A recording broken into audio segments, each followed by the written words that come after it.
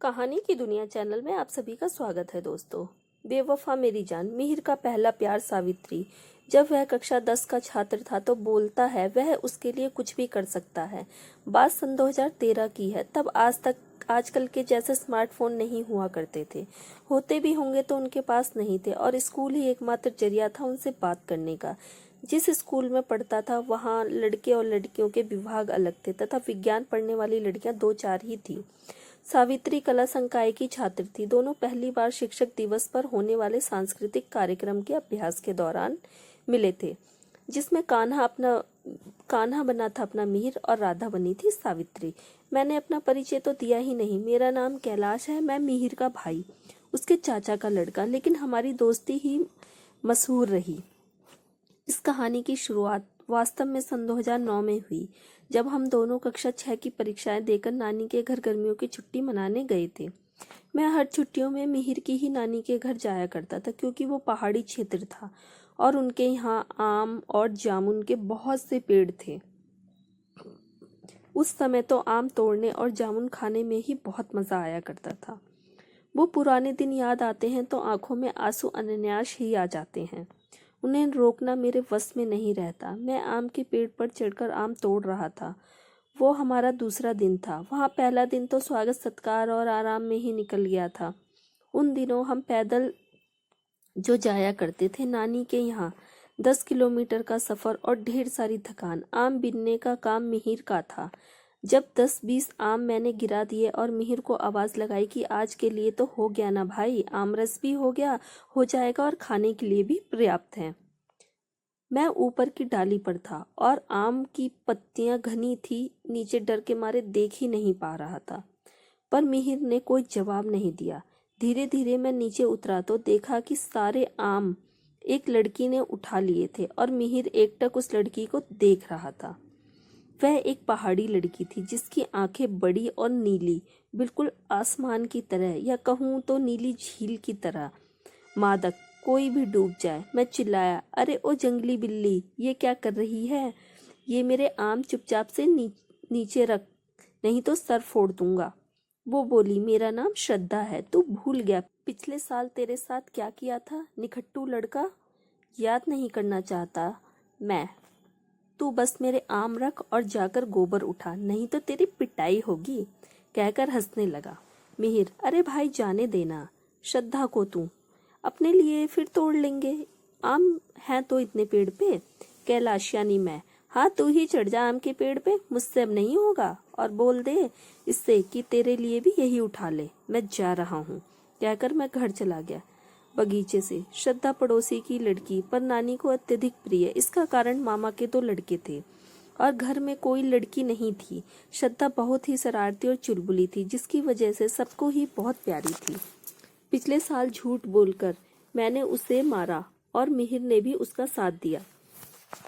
मुझे नानी से खूब डांट लगवाई। अंगद मामा का बड़ा लड़का भागते हुए आया, पर कुछ बोल नहीं पा रहा था। मामी परेशान हो गई थी, पूछ रही थी कि क्या हुआ। तब तक महुवैया चाची हाफते हुए आई और बोली, छुटके बबुआ गिर गए। पेड़ से सुनते ही मुझे बड़ी हंसी आई और मन में सोचा कि गया मिहिर चुड़ैल श्रद्धा के चक्कर में।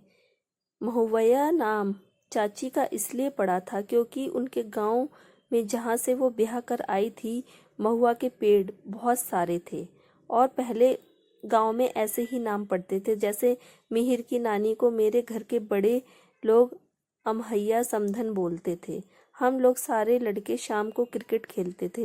लकड़ी का एक बैट था जिसे अलगू चाचा ने बनवाया था अंगद के लिए, और एक गेंद लाल रंग की जिसे स्टप्पर बोलते थे हम लोग, पर मिहिर वो तो कहीं और ही था। मिहिर, बस कर भाई, तू क्या कर रहा है यहाँ? मैंने उसे दूर से आवाज लगाई। ये लड़कियों का खेल है और तू लंगड़ी खेल रहा है। सब हंसने लगे। श्रद्धा और उसकी सहेलियां भी। उस समय वह उम्र नहीं थी मिहिर की जो प्यार मोहब्बत इसकी बातों को समझ सके, पर एक प्राकृतिक आकर्षण था। श्रद्धा और मिहिर के बीच दोनों को एक दूसरे के साथ रहना पसंद था, एक दूसरे का ख्याल था। जब वह गिरा था, श्रद्धा इतना रोई थी कि आसपास के गांव वाले आए थे। पूछने लगे क्या हुआ, और अपना हीरो मिहिर, उसे थोड़ी भी चोट नहीं आई थी। ऊपर चढ़ना ना पड़े क्योंकि उसे ऊंचाई से डर लगता है, इसलिए जानबूझकर गिरा था और 3 दिनों तक पैर में मोच आई। ऐसा कहकर नानी ने खूब तेल मालिश करवाया। आज मैं यह कहानी का शीर्षक आप लोगों से नहीं सुनाता अगर कल रागिनी मिहिर को छोड़कर नहीं गई होती। मेरे कंधे पर सर रख के रो रहा है बेचारा। सतावना कैसे दूं समझ में नहीं आ रहा। मेरी भी शादी है कुछ दिनों में श्रद्धा के साथ, इसलिए जा रहा हूँ खरीदारी करने। सावित्री की मुस्कुराहट जैसे कोई झरना हो और उससे मोती बह रहा हो, इतना मनोरम दृश्य कि कोई भी उसके प्यार में पड़ जाए। लेकिन उसे चाहने वालों की तादाद बहुत ही ज्यादा थी। कितने ही सावित्री को चाहें, पर सावित्री जिसे पसंद करती थी वो था अपना लंगोटिया यार मिहिर। सच में भाग्यशाली था वो सावित्री की खूबसूरती पे। तो मैंने उस समय कुछ पंक्तियां भी लिखी थी जब वो और मिहिर उस सांस्कृतिक कार्यक्रम में सम्मानित हुए थे। उन्होंने प्रथम पुरस्कार जीता था। पंक्तियां अब याद नहीं, पर कुछ इस तरह से थी कि मैं इतना मंझा हुआ लेखक नहीं था, पर यूं ही पूर्णिमा की चांदनी भी फीकी पड़ जाती है। सावित्री जब तुम मुस्कुराती हो, नानी की कहानियों की राजकुमारी सी आजकल मेरे सपनों में आती हो। तुमने इतना बेचैन किया है, बताओ ना मुझे क्यों इतना रात दिन सताती हो। तुम्हारे लिए तो कुछ भी कर जाऊं, एक बार मुझे क्यों नहीं आजमाती हो। खैर ये तो दिल की बात थी, मेरे दिल में ही रह गई। मैंने कभी कुछ कहना नहीं चाहा सावित्री को। देखा तो पहले कई बार बातें मुलाकातों का सिलसिला उस कार्यक्रम की वजह से शुरू हुआ था। कैंपेन में ट्रॉफी एक ही थी और भाग लेने वाले 2, सावित्री और मिहिर। खैर दोनों को प्रशंसित प्रमाण पत्र अलग अलग ही मिला था, पर समस्या यह थी कि ट्रॉफी कौन ले जाएगा। इसी बहस की वजह से उन लोगों की दोस्ती हुई थी और आखिर में सावित्री ट्रॉफी ले गई, पर जाते हुए यह कह गई थी मिहिर से, तुम बहुत ही अच्छे इंसान हो, कल मिलते हैं। नानी के घर पर 2 महीने का समय कब बीत जाता था पता ही नहीं चलता। दोपहर को हम सब मिलकर लूडो खेलते थे। मैं, अंगद, श्रद्धा, मिहिर और पवन। पवन मामा जी का छोटा लड़का था। वह बहुत शरारती, हम लोग सोते थे तो उठाने के लिए पूरी बाल्टी पानी भर के फेंक कर भाग जाता था और कहता, माँ देखो भैया लोग सुसु कर दिए हैं, कहकर बहुत खूब हंसता। लूडो में भी मिहिर और श्रद्धा का अलग ही चलता था। ना वो उसकी गोटी काटता और ना मिहिर उसका। हम लोग परेशान हो जाते थे। नानी बोलती थी इन दोनों की शादी करवा दूंगी, अभी से इतना प्यार है दोनों में। गांव के कुएं के पास सुबह लड्डू चाचा जी की चौपाल लगती थी, वो हम सबको कसरत कराते थे, पर मिहिर नहीं आता था कसरत करने। श्रद्धा के साथ कुएं से पानी भरता और बोलता मेरी कसरत यही है। लहू चाचा बोलते ये पक्का जोरू का गुलाम बनेगा और खूब ठहाके लगाते।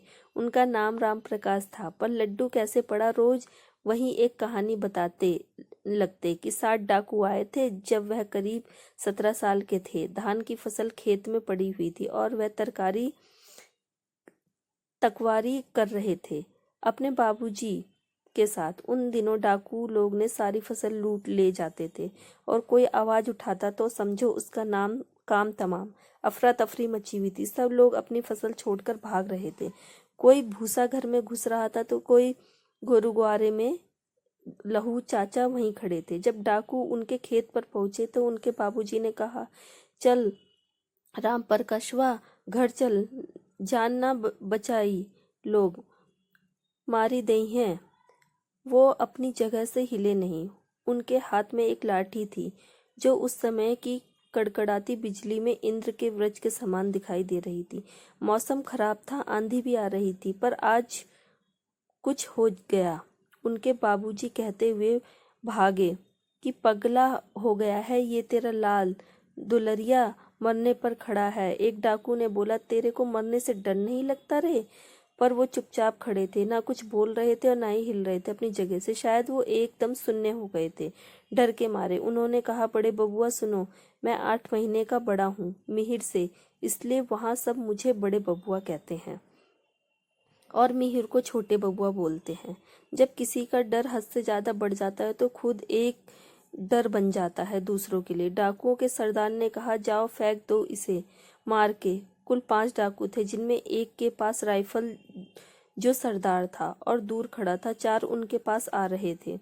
उन्हें कुछ सूझ नहीं रहा था। अंधियारी रात का समय जैसे ही एक ने उन्हें हाथ लगाया, उन्होंने एक लाठी खींचकर मारी और वहां से भाग गए। पर उसकी आवाज जिसमें दर्द था, उसके कानों की आवाज भी झिझोड़ती है। वो बच नहीं पाया था। उसके बाद से ही वह इस नाम से मशहूर हुए और फिर कोई भी डाकू इस गांव में नहीं आया। कुछ दिनों पहले सावित्री की एक दोस्त कविता मिली थी। उसने बताया कि सावित्री की शादी पिछले लॉकडाउन में अपने स्कूल में पढ़ने वाले चश्मिश आलोक के साथ हुई है। सरकारी बंदिशों की वजह से उन्होंने शादी का कार्यक्रम एक मंदिर में रखा था और केवल परिवार के ही लोग आमंत्रित थे। अब उसकी एक बच्ची भी है जो बिल्कुल उसी पर गई है। पर मैंने ये बात अभी तक मिहिर को नहीं बताई, क्योंकि मिहिर को भरोसा है कि सावित्री एक बार तो उसे बताएगी जब भी किसी से शादी करेगी। आखिर वो उसका पहला प्यार है। शायद शुक्रवार का दिन था। हम लोग निकलने वाले थे छुट्टी मनाकर वापस अपने घर के लिए। घर नानी ने ढेर सारी पोटलियां बनाई थी और खूब डब्बे बांधे थे हम लोग को ले जाने के लिए। मामा जी को कहा गया था कि वो अपनी साइकिल से हमारा सामान पहुंचा दे, बाकी खुद तो हम पहुंचा ही लेंगे। हम लोग बहुत कुछ मिस करने वाले थे। मैं तो सबसे ज्यादा नानी की कहानी और मिहिर श्रद्धा को। श्रद्धा रो रही थी मिहिर के लिए। उस दिन उसके बाद हम दोनों ने लगभग 5 साल बाद उसे देखा। बिल्कुल बदल गई थी तो मैं पहचान ही नहीं पाया, पर मिहिर पहचानने के बावजूद नहीं पहचानने का नाटक कर रहा था। क्या हुआ? ऐसा प्यार होता है क्या? सवी, क्या तुम मुझसे प्यार करती हो? मिहिर ने सावित्री से पूछा। शायद ही कोई दिन ऐसा होगा जब खाने की छुट्टी के समय सावित्री ने उसे खाना ना खिलाया हो। उस दिन मैं भी वहीं बैठा था उसके साथ में। सभी आलू के पराठे लाई थी क्योंकि मिहिर को बहुत पसंद थे उसके हाथों के। सावित्री बोली, पता नहीं मिहिर, प्यार क्या होता है, पर मैं तुम्हें पसंद करती हूँ। तुम्हारा साथ अच्छा लगता है। मुझे तुम्हारे दूर रहने से बेचैनी होती है। तुमसे मिलने, बातें करने को मन करता है। वो लोग डूब जाते हैं एक दूसरे में, थोड़े समय के लिए ही सही। स्कूल से बाहर मिलने का जरिया उनका केवल सावित्री के घर के पास शिव मंदिर ही था।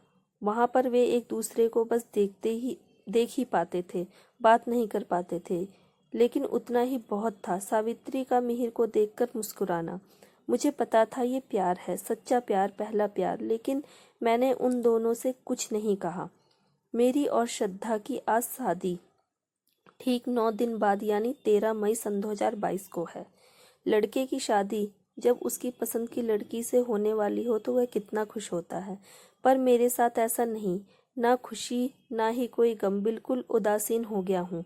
पर एक खास है, आज मैंने उसे बुलाया था और वो दोनों बहुत दिनों बाद एक बार फिर मिले।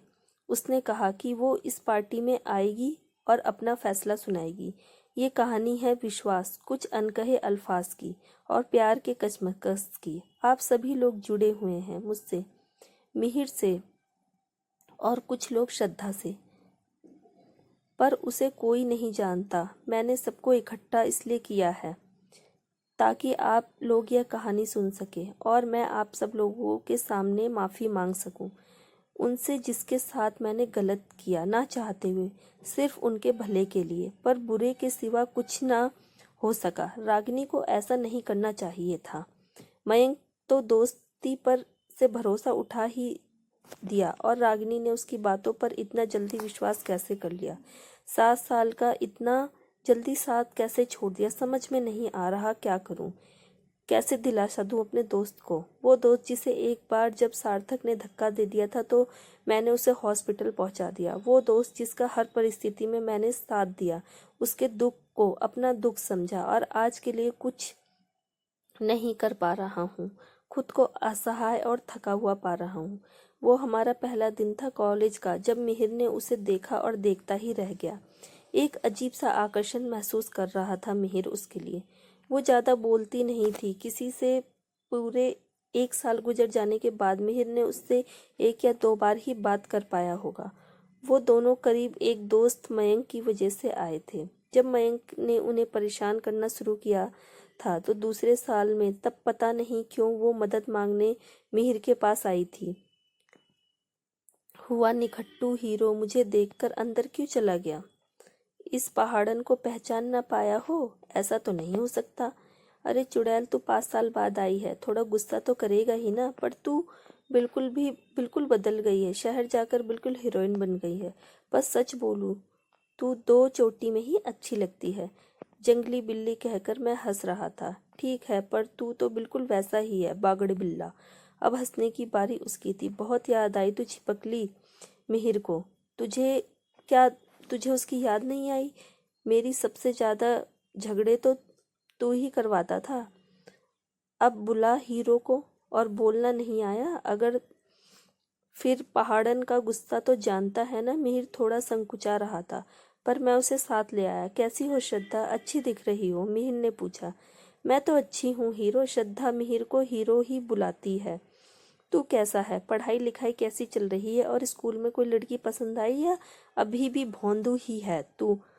मैं भी अच्छा हूँ, मिहिर बोला। अगले साल छुट्टियों में जब हम गए थे नानी के यहाँ, तो पता चला तू शहर चली गई है पढ़ने के लिए। मैं 2 दिनों में ही वापस आ गया और फिर गया ही नहीं किसी भी छुट्टी में वहाँ पे। लेकिन अब सब बदल गया है। वो बचपन था, तू मेरे लिए इतना रोई थी, मुझे आज भी याद है। क्या हीरो, तुझे सच में लगता है कि मैं तेरे लिए रोई थी? पागल है तू, सचमुच भोंदू है इसलिए।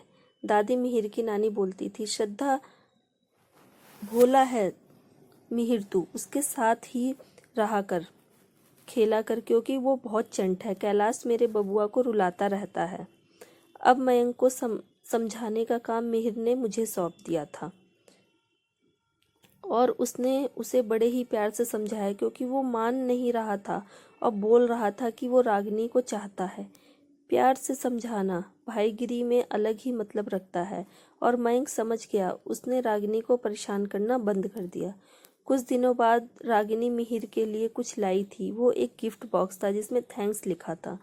यहाँ से उनकी दोस्ती की शुरुआत हुई, जो कॉलेज ट्रिप के समय प्यार में बदल गई। जब मिहिर ने रागिनी को एक झरने में गिरने से बचाया था, तब मिहिर, मैं तुम्हें बताती हूँ, पहली बार मैंने तुम्हारे गिरने पर नहीं रोई थी।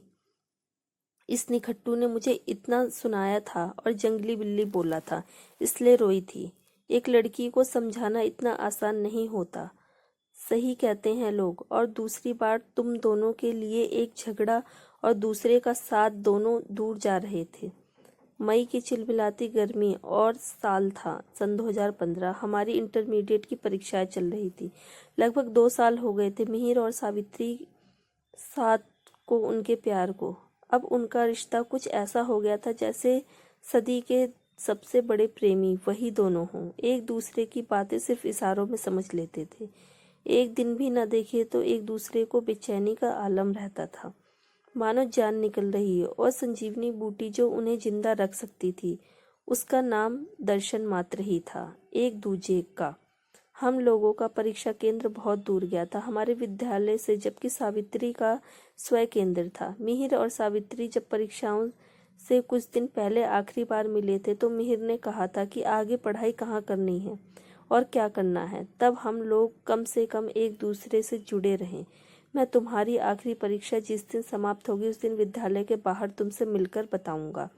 नहीं मिहिर, ऐसा मत करना। परीक्षाएं दिलवाने पापा खुद आएंगे कार से, तो मैं मिल नहीं पाऊंगी तुमसे। तुम जो भी कहना चाहते हो एक कागज में लिखकर मेरी बहन गंगा को दे देना। तुम जो जानते हो ना, वो विद्यालय के पास ही रहने वाली कल्पना मैम के यहाँ ट्यूशन पढ़ने जाती है।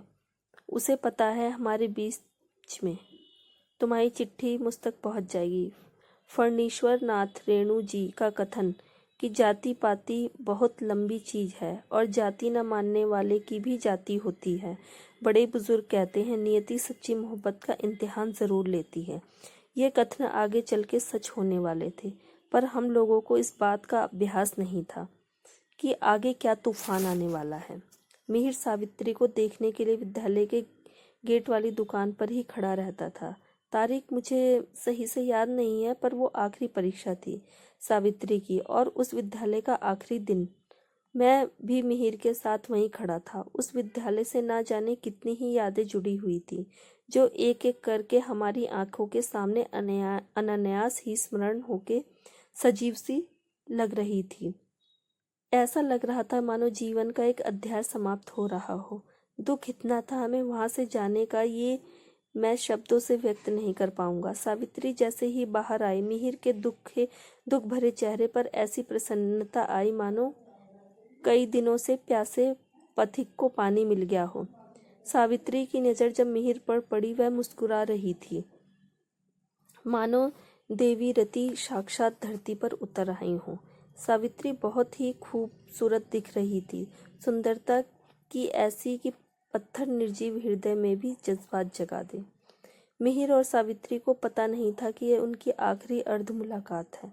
अर्ध इसलिए क्योंकि उन दोनों ने एक दूसरे को केवल दूर से ही देखा था, और जनाब कहते हैं ना वो मुलाकात होती है जिसमें महबूब की महबूबा से बिल्कुल बात ना होती है। श्रद्धा जब आई थी 5 साल बाद हमारे बड़े भैया की शादी में, तो 10 दिन रुक कर गई थी। इतने दिन बहुत थे मुझे यह समझने की श्रद्धा मेरे लिए क्या मायने रखती है और श्रद्धा मेरे लिए क्या सोचती है। सबसे ज़्यादा लड़ाई तो मेरी मिहिर की नानी से ही हुई थी। वो इस शादी के लिए बिल्कुल खिलाफ थी। मन ही मन वो चाहती थी कि श्रद्धा की शादी मिहिर से हो जाए, पर कहते हैं ना, जोड़ियां ऊपर वाला बनाता है। आज आप लोग आए हमारी शादी के संगीत कार्यक्रम में, और आप लोगों को कुछ सुना रहा हूँ मिहिर की कहानी, इसलिए मेरी और श्रद्धा की प्रेम कहानी, जो कि बहुत दिलचस्प है। और हमारी कहानी में मिहिर का किरदार देखो, जरा अभी हंस रहा है, क्योंकि इसने किया ही कुछ ऐसा था। फिर कभी फुर्सत में आप लोगों को सुनाऊंगा। अभी कुछ दिनों पहले जब कविता मुझसे मिली थी, तो उसने कुछ और बात बताई, एक अप्रत्याशित और बेहद दुखद बात। मैं रात भर सो नहीं पाया, खुद को कोस रहा था। मेरा मन ग्लानि से भरा हुआ था। मयंक हमेशा से रागिनी को चाहता था। मेरे भाई मिहिर, तुम क्यों परेशान हो? वो दोनों खुश रहेंगे। मैं 2 दिन पहले ही समझा रहा था मिहिर को। प्यार अगर सच्चा होता तो तुम दोनों के बीच में रागिनी मिहिर की बातों में आ जाती। उस दिन मिहिर वह चिट्ठी गंगा को सौंपकर मेरे साथ घर चला आया। अगले दिन गंगा को मैं क्रिकेट खेलने गया था, तो आप लोगों को यह बात तो पता ही होगी कि मिहिर क्रिकेट नहीं लंगड़ी खेलता है। मेरी इस बात पर सब हंसने लगे। मिहिर को छोड़कर मैं क्रिकेट खेल ही रहा था कि अचानक मिहिर के चीखने की आवाज़ आई। वो बहुत तेज रो रहा था। रोने और चीखने के साथ पहले वह कह रहा था कि बाबूजी, ये सब झूठ है, मैंने नहीं लिखी ये चिट्ठी। पर बाद में पता नहीं क्या हुआ, उसका अचानक प्रेम जागृत हुआ और बोलने लगा, हाँ मैंने लिखी है ये चिट्ठी, और हम दोनों एक दूसरे से प्रेम करते हैं। मैंने देखा सावित्री के बाबूजी बाहर बैठे और उनके हाथ में वही चिट्ठी जो कल मिहिर ने गंगा को दिया था। वो अपने साथ आए कई लोगों को लाए थे और गाली दे रहे थे, चिल्ला रहे थे कि चमरवा की इतनी औकात कि हमारी बेटी से प्रेम पत्र लिखा। इन दोनों के साथ वो ऐसी गालियों का प्रयोग कर रहे थे जिसे सामान्य आदमी उसे सुन भी ना पाए। मिहिर बार बार बोल रहा था कि सावित्री भी मुझसे प्यार करती है। चुप ही नहीं हो रहा था। इतने में वो आगे बढ़कर आए और मिहिर को अपनी चप्पल से मारने लगे। चाचा यानी मिहिर की माँ किसी तरह से उसे छुड़वाकर अंदर ले गई। चाची, सावित्री के बाबूजी बोल रहे थे कि इतना ढीठ है ये लड़का। आप लोगों की जानकारी के लिए बता दूं, ये चिट्ठी मुझे मेरी बिटिया ने दिखाया और बोली, पापा ये लड़का मुझे परेशान तो रोज करता था, मैं खुद ही इग्नोर करती थी, पर आज इसने तो हद पार कर दी, इसलिए मैं यहाँ आया हूँ। आज तो समझा कर जा रहा हूँ, अगर दोबारा ऐसा किया तो समझ लेना तुम्हारा बेटा मर गया। कालू चमरवा समझा नहीं? यह सुनकर मिहिर के मुंह से बस एक ही बात निकली थी, क्यों किया तुमने ऐसा सावित्री, बेवफा मेरी जान। और इसका दिल टूटकर बिखर गया। मिहिर के बाबूजी बहुत दुखी थे। कह रहे थे कि इज्जत थी हमारे पास, पैसा नहीं है, गरीब लोग हैं। आज वह भी चली गई। क्यों किया रे बउआ तूने ऐसा? उस दिन के बाद से मिहिर को कुछ होश आ गया था। 2 महीने लगे उसे सामान्य होने में। वो यही सोच रहा था कि अगर मेरी छोटी जाति से सावित्री को समस्या थी तो सब झूठ था क्या? जो यादें, जो पल उसने सावित्री के साथ बिताए, वो सिर्फ इंतजार में था कि सावित्री उसे कैसे भी कुछ भी करके सारी बात बताएगी। इसलिए वह रोज मंदिर जाता भी था, इस आस में कि सावित्री खुद न आए, पर वो गंगा से अपनी बात कहलवा ही सकती है। पर ना तो सावित्री आई और ना ही उसका कोई संदेशा। कहूँ तो संदेशा आया था पर मिहिर को मिला नहीं। उसके बाद मैं मिहिर के साथ स्थानक करने शहर चला गया, पुरानी बातें पीछे छोड़कर। पर मिहिर के दिल में सावित्री कभी गई ही नहीं। कभी वो नींद में आज तक उसका नाम बड़बड़ाता है। आज यानी वर्तमान वाला। आज सुबह मैंने श्रद्धा से कहा कि मिहिर को बोलो तुम्हारी एक सहेली उससे मिलना चाहती है, तैयार होकर चले, वो तुम्हारी बात नहीं टालेगा। श्रद्धा ने कहा, पर मेरी तो कोई सहेली नहीं मिलना चाहती मिहिर से। तो तुम क्या बोल रहे हो? मुझे कुछ समझ नहीं आ रहा। मैंने बोला कि जो बोल रहा हूँ बस वैसा ही करो, बाकी का तुम्हें वहाँ चलने पर खुद समझ आ जाएगा। सुबह के 9 बजे मिहिर और श्रद्धा घर से 4 किलोमीटर दूर बने महात्मा पार्क में पहुंचे। मैंने जगह पहले से ही तय कर लिया था, पर जो मिलने आई थी उससे मानने में मुझे 10 दिन और ढेर सारी मिन्नतें लगी थी। जब हम पहुंचे तो वहाँ पहले से ही आ चुकी है। जैसे ही मिहिर ने उसे देखा वह जोर जोर से हंसने लगा। उसकी आंखों में आंसू थे। उसने श्रद्धा को कहा, देखो कौन आई है। श्रद्धा, बेवफा मेरी जान, सावित्री आई है। पूछो जरा इससे क्यों मिलने आई है मुझसे आज ये इतने दिनों बाद? इतना सुनते ही सावित्री ने उसे 2 झापड़ लगा दिए और फूट फूट कर रोने लगी। तुम्हें शर्म नहीं आएगी? तुम मुझे बेवफा बोल रहे हो? और जब मैंने तुम्हें बुलाया था तो क्यों नहीं आए थे? मैं तुम्हें सारी बात बताती। क्यों मजाक करती हो सावित्री? तुमने मुझे कभी बुलाया ही नहीं, ना कोई संदेशा कहलवाया किसी से। कहते हुए मिहिर सोच में पड़ गया। मेरी बहन गंगा ने कैलाश को सारी बातें बताई थी 5 दिनों बाद उस घटना को, और ये भी कहलवाया था कि मिहिर कल्पना मैम के यहाँ मुझसे मिल सकता है। अगले दिन संदेशा तो सीधे तुम्हें ही कहलवाया था, पर उस दिन तुम मंदिर नहीं आए थे और कैलाश ने भी यह जवाब भिजवाया था कि तुम अब मुझसे कभी मिलना नहीं चाहते। फिर भी मैं इंतज़ार कर रही थी उस दिन, पर तुम नहीं आए। तुमने जब गंगा से चिट्ठी भिजवाई तो मैंने उसे अपने स्कूल बैग में रख दिया था। सोचा था रात को पढ़ूंगी आराम से, लेकिन होनी को कुछ और ही मंजूर था। रोटी बना रही थी मैं, मेरा छोटा भाई मेरे बैग से सामान निकाल रहा था, क्योंकि वह बैग उसे बहुत पसंद था और मेरी परीक्षाएं खत्म हो गई थी, इसीलिए उसे मेरा बैग चाहिए था। और उसे वह चिट्ठी मिल गई। उसने पापा को दिखा दिया। जब पापा ने मुझसे पूछा तो मैंने उन्हें सब सच सच बता दिया। वो चिल्लाने लगे मुझ पर, बोले तुझे हमारी मान मर्यादा का बिल्कुल भी ख्याल नहीं है, बेशर्म हो गई है तू, तुझे जवानी चढ़ी है। और मुझे कमरे में बंद कर दिया। माँ से बोल दो दिन में इसे खाना ना दे, खाने की मोटाई चढ़ गई है इसे, इसको लाड दुलार ने बिगाड़ दिया है। फिर अगले दिन पता चला कि वो तुम्हारे यहाँ गए हैं। उन्होंने तुम्हें क्या बोला क्या नहीं, पर सच यही है मुझे पता भी नहीं मिहिर मुझ पर क्या क्या गुजरी है तुम्हारे जाने के बाद। कैलाश बेवफा दोस्त तुम जैसा, और तुम भी मेरी जान, क्यों भगवान ऐसा मेरे साथ ही करता है, क्यों? कहते हुए मिहिर जोर जोर से चिल्लाने लगा। मिहिर भाई संभाल खुद को। हाँ ये बात सच है कि गंगा ने मुझे संदेशा दिया था सावित्री का 4 श्री का, और तुम उस दिन मार खाने के बाद ऐसी हालत में नहीं थे। लगभग 10 दिनों तक तो बिस्तर में ही पड़े हुए थे। हाँ मुझे तुम रोज मंदिर भेज दिया करते थे, पर उस दिन मैंने सिर्फ तुम दोनों की भलाई के लिए ही इतना बड़ा फैसला लिया था और तुम दोनों को बना दिया था एक दूसरे के लिए बेवफा। जरा ठंडे दिमाग से सोचो मिहिर, सावित्री के पापा ने क्या कहा था? वे मार देते तुम दोनों को। चाची चाचा पे क्या बीतती सोचो। आज जरा तुम बैंक में क्लर्क हो, अपनी गरीबी को तो दूर कर दिया है ना तुमने। भले ही जाति ना बदल सको, पर ये दुनिया पैसे की है मेरे दोस्त। कम से कम अब तुम इस काबिल हो कि अपने और अपने माँ बाप के छोटे मोटे सपने तो पूरे कर ही सकते हो। इतना सुनने के बाद उन दोनों का गुस्सा शांत हुआ और सावित्री ने कहा कि कैलाश ने तुम्हें बताया ही होगा कि मेरी शादी हो चुकी है, एक बच्ची भी है और अब मैं तलाकशुदा हूँ। वो मुझे रोज़ मारता। शराब पीकर मैंने कई बार सोचा कि आत्महत्या कर लूँ, पर मिस्ट्री का सोच के रुक जाती। एकदम जब पता लगा कि अब और नहीं झेल सकती तो पापा को सब कुछ बताया और कहा कि अगर आपने मेरा तलाक नहीं करवाओगे तो मैं जहर खा लूँगी। नहीं, कैलाश ने मुझे कुछ नहीं बताया, पर यह सब तुम्हारे साथ ही क्यों हुआ? यह कहते हुए मिहिर ने अपनी आंखों से आंसू झलक गए।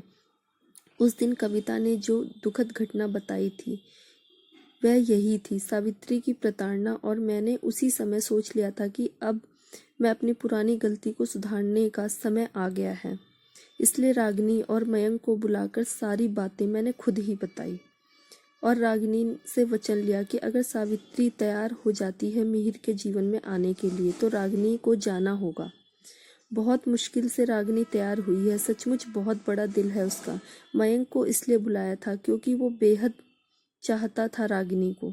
मैंने बोला था कि तुम दोनों एक साथ कुछ समय बिताओ, और 2 दिन पहले जब सावित्री मान गई तो रागिनी ने मयंक का हवाला देते हुए मिहिर पर इल्जाम लगाए चरित्रहीन होने का और बेचारे को छोड़कर चली गई। मिहिर, कैलाश कमीने, ये सब तेरा किया धरा है। मैं तुझे आज छोड़ूंगा नहीं। हाँ भाई, तू मुझे मार लेना, पर रुक जा जरा, रागिनी और मयंक भी आ रहे होंगे, उन्हें भी बुलाया है मैंने। मिहिर के चेहरे पर एक अनकही मुस्कान थी और उसकी आंखों में बेचैनी जो सावित्री को ढूंढ रही थी। आज सुबह सारी बातें होने के बाद सावित्री ने मिहिर से सब यही पूछा था कि बताओ, क्या तुम मुझे अपना सकते हो? क्योंकि आज मैं घर पर सबसे झगड़ा करके आई हूँ। यह कहकर आई हूँ कि मेरी ज़िंदगी को इस तरह बनाकर ना तो आप लोग खुश हैं और ना ही मैं। अब मुझे जीने दीजिए मेरी ज़िंदगी मेरे मिहिर के पास। मिहिर जिंदा ही कहता था, सावित्री तुम्हें जाने के बाद तो बस वह दिखावे में ही जी रहा था। मिहिर सावित्री का ही है और हमेशा रहेगा। यह कहकर मिहिर ने सावित्री को गले लगा लिया।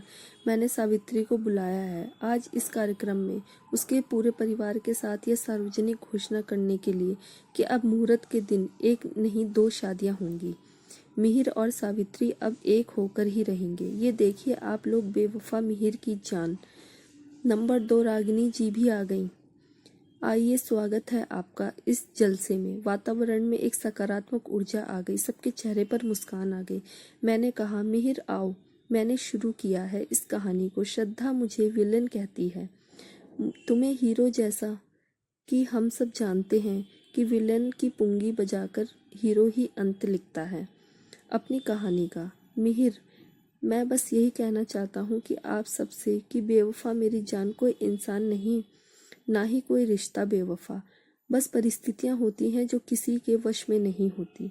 जैसा कैलाश ने कहा, मेरी ये कहानी का अंत ऐसा बिल्कुल नहीं, अंत ही प्रारंभ का सृजन करता है। कहानी आपको कैसी लगी? प्लीज़ अपनी प्रतिक्रिया अवश्य दें। आपके अनमोल विचारों का मुझे इंतज़ार रहेगा।